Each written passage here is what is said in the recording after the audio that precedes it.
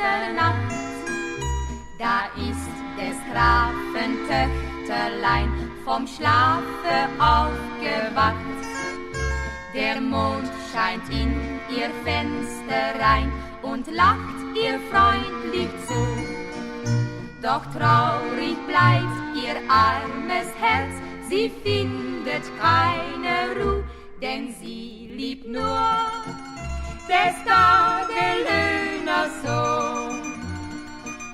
Der alte Graf hält ihm Brot und Lohn, denn sie liebt nur des Tagelöhners Sohn.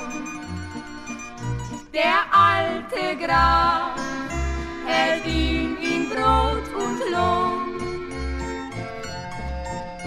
Da eines Tages fragt der Graf, was ist, mein Kind, sag an.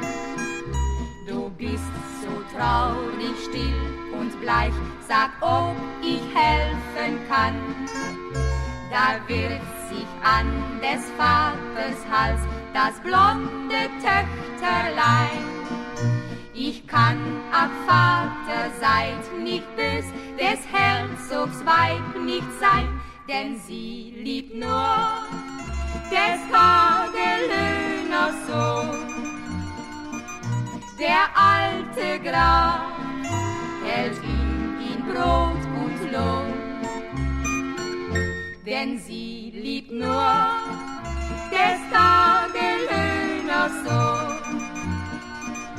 Der alte Graf hält ihm Brot und Lohn. Es rührte seiner Tochter leid, den alten Grafen sehr.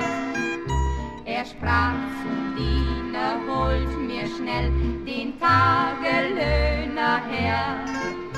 Er soll nicht länger Knecht mehr sein, ich geb ihm Geld und Gut.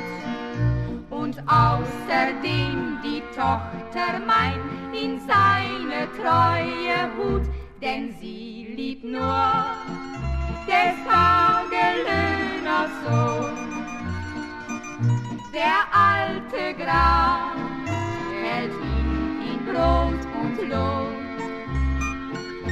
denn sie liebt nur des Tagelöhners Sohn. Der alte Graf